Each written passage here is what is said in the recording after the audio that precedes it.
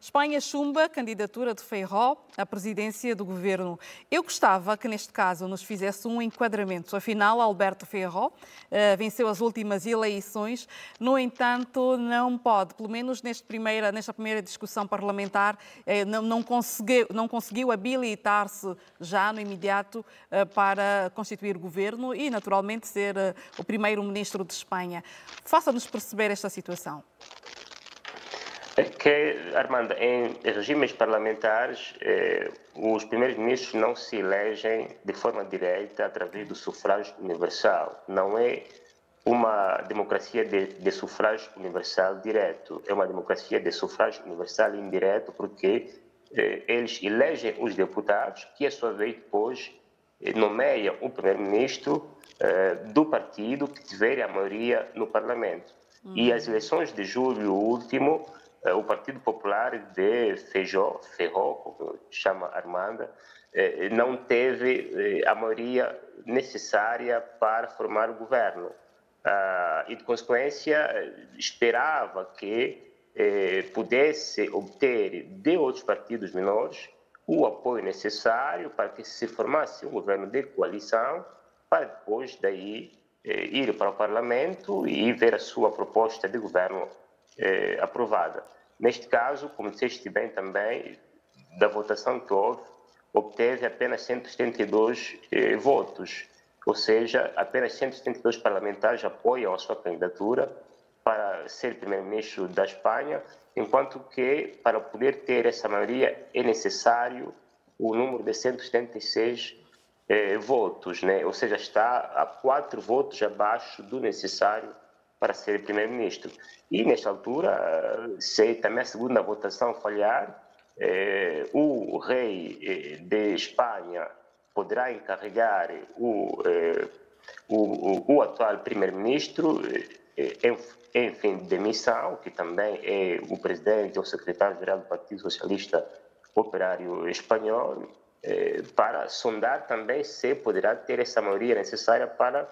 formar este governo. E, segundo dados, dizem que sim, ele poderá, se contar com a ajuda do partido Juntos pela Catalunha de Luís Puigdemont, poderá eventualmente ter esta maioria de 176 lugares e consagrar-se de novo o primeiro-ministro da Espanha. Enfim, se não conseguir, se Sánchez do PSOE não conseguir também esta maioria no Parlamento, então se voltará à eleição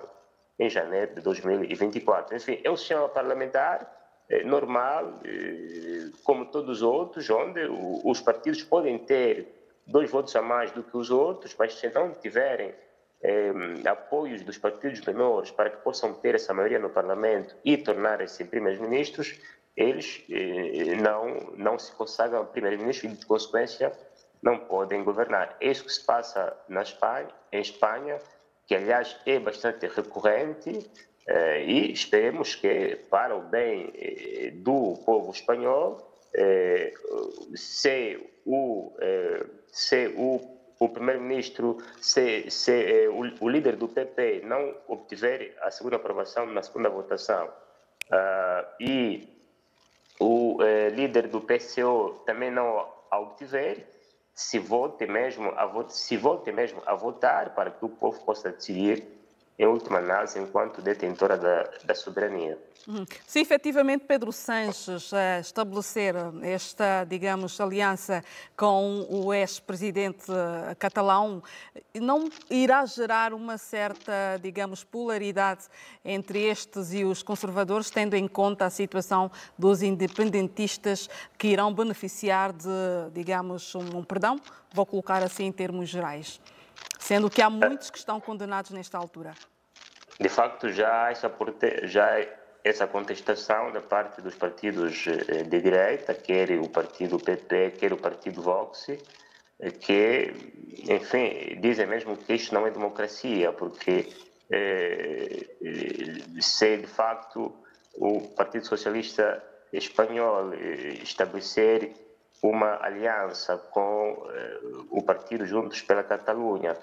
cujo líder está em exílio na Bélgica em função da condenação que tem sobre ele por ter tentado realizar a secessão de Catalunha em 2017, é porque, enfim, aqui os fins justificam mesmo os meios, não é? É porque, do ponto de vista da ética política, o que se esperava era que, em caso de não conseguir esta maioria, se voltasse a votar para que da próxima eleição se pudesse decidir quem será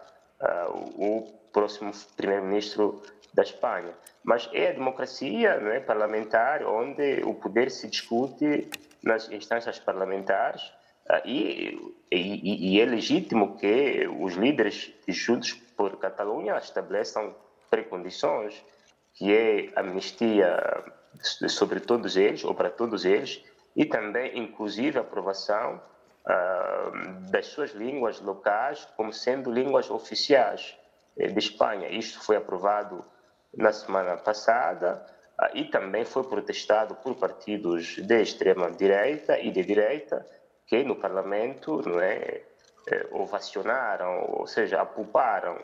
os parlamentares oriundos daquelas regiões quando se pronunciavam no Parlamento espanhol nas suas línguas nacionais e não em espanhol, não é? Enfim, há esta polêmica em torno, enfim, de perdão que poderá ser dado a esses, enfim, secessionistas espanhóis e também pelo facto de, eventualmente,